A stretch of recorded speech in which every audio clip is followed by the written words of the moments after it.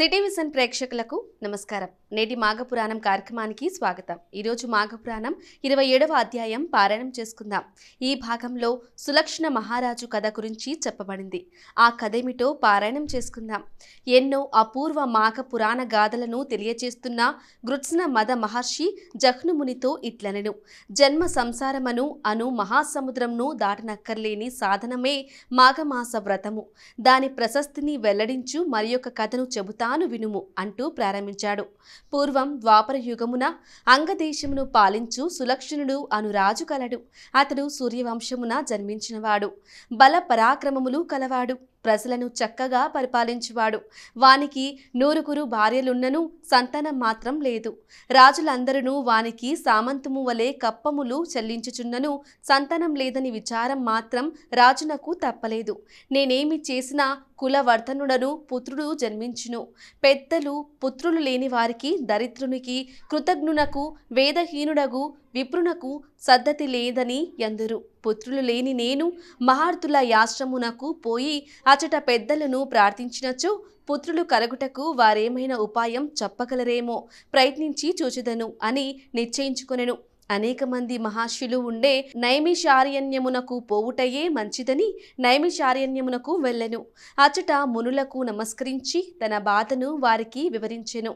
అప్పుడు వారు కొంతసేపు ఆలోచించి ఇట్లనిరి. రాజా వినుము. నీవు పూర్వజన్మలో సౌరాష్ట్ర మహారాజువవు. సర్వసంపూర్ణుడవైనను మాఘమాసమున రథసప్తమి నాడు కూష్మాండ దానమును చేయలేదు. అందువల్ల నీకీ జన్మలో సంతానం కలగలేదు. ఇందువలననే ఇంతమంది భార్యలున్నను నీకు సంతానం కలగలేదు అని చెప్పిరి. అప్పుడు రాజు నాకు సంతానం కలుగు ఉపాయం చెప్పుడని వారిని ప్రార్థించెను. అప్పుడా మునులు ఒక ఫలమును మంత్రించి రాజునకు ఇచ్చిరి. దీనిని నీ భార్యలందరికీ పెట్టుము. ఇందువలన నీకు 100 పుత్రులు జన్మింతురని చెప్పిరి. సులక్షణ మహారాజు సంతోషముతో మునులకు నమస్కరించి కృతజ్ఞతను వెల్లడించి ఇంటికి వచ్చెను. రాణులు సంతోషముతో వానికెదురు వెళ్ళిరి. ప్రజలు సంతోషముతో స్వాగతమును చెప్పిరి. అలసి ఇంటికి వచ్చిన రాజు ఆ ఫలమును శయ్యాగృహమున ఉంచెను. స్నానం మున్నగునవి చేయవలనని లోనికి వెళ్ళెను. ఆ రాజు చిన్న భార్య ఆ ఫలము దొంగిలించి తానొక్కతియే ఆ ఫలమును తినెను. మహారాజు తిరిగి వచ్చి చూడగా ఆ ఫలము లేదు. సేవకులను రాణులను తర్కించి అడుగగా వారు తమకు తెలియదనిరి. తుదకు చిన్న భార్య తాను చేసిన పనిని చెప్పెను. రాజు ఏమీయూ చేయలేక ఊరుకుండెను. కొన్నాళ్ళకామె గర్భవతి అయ్యెను. మహారాజు మునుల మాట ఫలించినది కదా అని సంతుష్టుడయ్యెను. చిన్న భార్య ఇట్లు గర్భవతి అగుట మిగిలిన భార్యలకిష్టం లేదు. ఆమె గర్భం పోవుటకై వారెన్నియూ ప్రయత్నములను చేసిరి. కాని దైవ బలమున అవి అన్నియూ వ్యర్థములయ్యేను. కాని వారు చేసిన ప్రయత్నము వలన గర్భపాతమునకు ఇచ్చిన మందుల వలన చిన్న భార్య మతి చెడిపోయింది. ఆమె ఎవరికి తెలియకుండా అడవిలోనికి పారిపోయేను. ప్రయాణపు బడలికకు ఆమె అలసిపోయింది. ఒక పుత్రుని కని ఒళ్ళు తెలియక పడిపోయి ఉండెను. గుహలో ఉన్న పులి బాలింతను ఈడ్చుకుని పోయి భక్షించెను.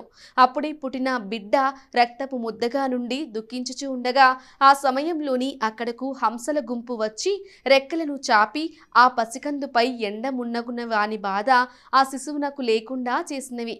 తేనె పండ్లగుచ్చు మున్నగు వానిని బాలునకు పెట్టి ఆ పక్షులు వానిని రక్షించినవి. బాలుడును పక్షుల పెంపకమునకు అలవాటు పడి అచటనే తిరుగుచుండెను. అచటి సరస్సు కలదు. ఆ తీరమున అతడు ఆడుకొనుచుండగా హంసలు నదిలో విహరించెడివి. ఒకనాడు పవిత్ర దినమగుటచే సమీప గ్రామముల వారు సకుటుంబముగా ఆ సరస్సునందు స్నానమాడవచ్చిరి. అట్లు వచ్చిన వారిలో 2 భార్యలుండి సంతానం లేని గృహస్థుడు ఒకడు వారితో బాటు స్నానమునకు వచ్చెను. అచట తిరగలాడుచున్న బాలుని చూచి ముచ్చటపడి ఇంటికి తీసుకుని పోవాలని తలచాడు. ఈ బాలుడెవరు? ఎవరికి సంతానం? అడవిలో ఎలా విడవబడెను అని ఎంత ఆలోచించినను అతనికి సమాధానం దొరకలేదు. వనమున జలమున గర్భమున ఎచటనున్న వానినైనను రక్షించి పాలించువాడు ఆ శ్రీమన్నారాయణమూర్తియే కదా. ఆయనయే నాకీ బాలుని ఇట్లా చూపిన నాడని తలచెను. బాలుని ఇంటికి తోలికెను పోయెను. సవతులైన వాని 2 భార్యలు ఎవరికి వారే ఆ బాలుని పెంచవలెను అని పరస్పరం వివాదపడుచూ ఉండిరి. ఈ విధముగా 2 సంవత్సరములు గడిచెను. ఒకనాడు ఆ గృహస్థును ఇంట లేని సమయంలో పెద్ద భార్య ఆ బాలుని అడవిలో విడచవచ్చెను. ఇంటికి వచ్చిన గృహస్థుడు బాలుని ఎంత వెదికినను కల్పించలేదు. అడవిలో విడువబడిన బాలుడు ఏచుచూ ఒక ఇంటి వలె ఉన్న తులసి పొద వద్దకు వెళ్ళెను. అచటే పండుకొనెను. తులసి స్పర్శ వలన బాలునకు ఆ వనమున ఎట్టి ఆపదయూ రాలేదు. శ్రీహరి అనుగ్రహమున వానికి రాత్రి గడిచినది. ఎవరినూ లేని ఆ బాలుడు ఏచుట తప్ప మరేమీ చేయగలడు? ఆ బాలునకు దైన్యము, నిస్సహాయత ఆ అడవిలో ఉండు పశుపక్షాదులలోని జీవలక్ష్యమునకు విలువైనది. అడవిలో గల ప్రాణులు, మృగములు, పక్షులు అచటికి వచ్చినవి. ప్రతి జీవియు తప్పక మాఘమాస వ్రతమును తప్పక విడువక ఆచరింపవలయును. అట్లు చేసిన శ్రీహరి భక్తులకు ఎట్టి భయము ఉండదు. ఈ వృత్తాంతమును వినినవాడును విష్ణు భక్తుడై మాఘమాస వ్రతం నాచరించి విష్ణుప్రియుడై ఇహ పరలోక సుఖముల నుండి శ్రీహరి సాన్నిధ్యమును అందును. సందేహం లేదు అని జహ్నుమునితో గృత్స్న మదమార్చి వివరంగా చెప్పెను.